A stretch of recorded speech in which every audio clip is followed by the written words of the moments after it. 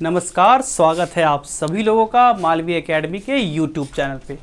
बच्चों, जैसा कि पिछले वीडियो में, इसके पहले वाले वीडियो में हम लोगों ने डिस्कस किया कि किस किस टॉपिक से ज़्यादातर क्वेश्चन पूछे जा रहे हैं, तो आज इस वीडियो के अंदर हम लोग क्या डिस्कस करने वाले हैं, ये डिस्कस करने वाले हैं कि ऐसे कितने टॉपिक्स हैं जिनसे अभी भी क्वेश्चन नहीं पूछे गए, ऐसे टॉपिक जो कि अभी भी अनटच्ड हैं, एनटीए ने अभी तक एक भी क्वेश्चन इसके ऊपर नहीं पूछा है। तो उन टॉपिक्स के बारे में हम लोग आज समझने वाले हैं, क्योंकि अगर आने वाले दिनों में आपका एग्जाम है तो बच्चा इन सारे टॉपिक्स को भी आप पढ़ के जाइएगा। हो सकता है कि आने वाले पेपर्स में इनसे क्वेश्चन पूछ लिया जाए। ठीक है, क्या है भाई आपका सबसे पहला, अगर हम यहाँ पर रिलेशन एंड फंक्शन की बात करें तो बच्चा अभी तक आपके कोई भी फंक्शन देके डोमेन और रेंज की जानकारी आपसे नहीं पूछी गई है।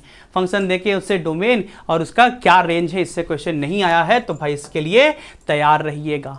ठीक है, अगला क्या है, इनवर्स ट्रिगोनोमेट्री में बच्चा आपका यहाँ पे भी फंक्शन का डोमेन और रेंज से सवाल नहीं पूछा है कि किसी तरह का इनवर्स ट्रिग्नोमेट्रिक आपको फंक्शन दे दिया, आपसे डोमेन और रेंज की बातें यहाँ पे कर ली गई।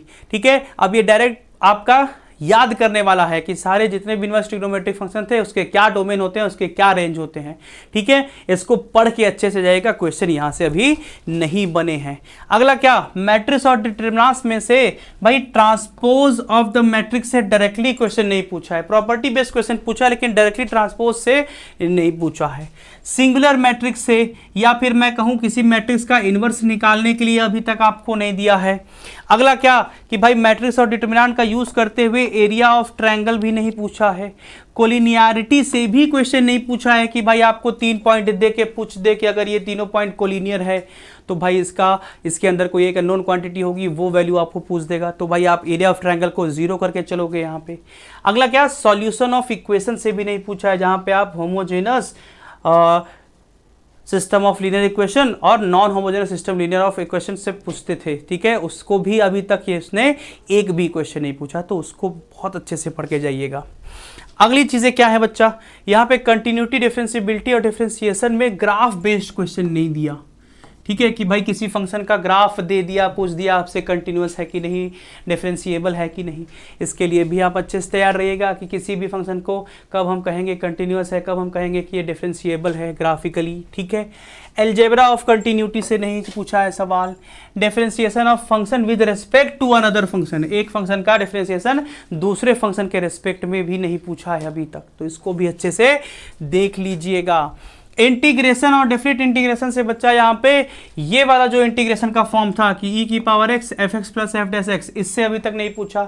बाकी आपका कोई ऐसे भी आपके फॉर्म्स है जहाँ पे हमने आपको बताया था। ठीक है, जैसे भाई 1/a sine x plus b cos x, इससे सवाल, या फिर आपका भाई क्या कि साइन x की पावर m cos x की पावर n, इस तरह का फॉर्मेट से भी सवाल नहीं किया गया, तो भाई सब फॉर्मेट को अच्छे से आप ध्यान में रख के चलिएगा। अगला क्या है, इंटीग्रेशन बाय पार्ट्स, भाई यहाँ से शायद एक सवाल पूछा था लेकिन बहुत अच्छे तरीके से नहीं, तो इसको भी हम अच्छे से करके चलेंगे। ठीक है, इसकी बात क्या है, एलपी से आपका अभी तक अनबाउंडेड एलपी से सवाल नहीं पूछा गया कि ऐसा फिजिबल रीजन जो अनबाउंडेड है, तो उस केस में मैक्सिमम मिनिमम निकालने का क्या तरीका होता है, या फिर मैक्सिमम मिनिमम आपसे पूछ दिया हो, तो इसके लिए भी अच्छे से तैयार रहिएगा। डिफरेंशियल इक्वेशन में अभी तक हमको किसी भी आपके इक्वेशन का डिफरेंशियल इक्वेशन नहीं पूछा कि कोई भी एक आपका इक्वेशन दे दिया, आपसे उसका डिफरेंशियल इक्वेशन पूछ दिया कि क्या होगा इसका डिफरेंशियल, इससे भी आपका सवाल अभी तक नहीं किया है, इसको लिए भी तैयार रहिएगा। अगला क्या, होमोजेनस इक्वेशन से बच्चा अभी तक तो नहीं पूछा था, लेकिन आज के सेशन में पूछा है। आज आपके 27 मई के फर्स्ट शिफ्ट में होमोजेनस इक्वेशन से सवाल पूछा था। ठीक है, तो ये हमने पहले भी बता रखा था, इससे अभी भी नहीं पूछा, लेकिन ये आज के में पूछ लिया, इसलिए मैं इसको इसी में लेके चल रहा हूँ कि अभी तक नहीं पूछा है।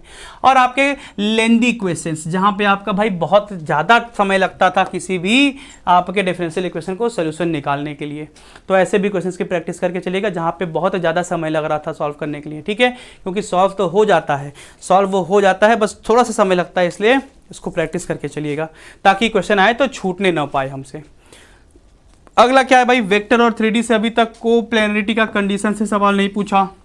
ठीक है, area of triangle, area of parallelogram, यहाँ से भी क्वेश्चन अभी तक नहीं बने हैं, तो इसको भी अच्छे से ध्यान में रख के चलिएगा। प्रोबेबिलिटी से बच्चा अभी तक वेन डायग्राम दे के क्वेश्चन एक भी नहीं पूछा, और बायस थ्योरम से अभी तक नहीं पूछा था, लेकिन आज 27 तारीख में पूछा है बायस थ्योरम से एक क्वेश्चन। तो अभी तक तो नहीं पूछा था, इसलिए हम मान के चलेंगे कि भाई ये हमारे लिए नया ही टॉपिक है जो कि शायद अभी तक नहीं पूछा गया।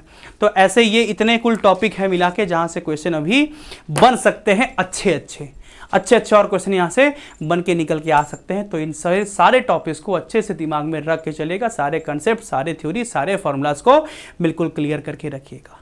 ठीक है, चलिए बहुत बहुत धन्यवाद आप सभी लोगों का।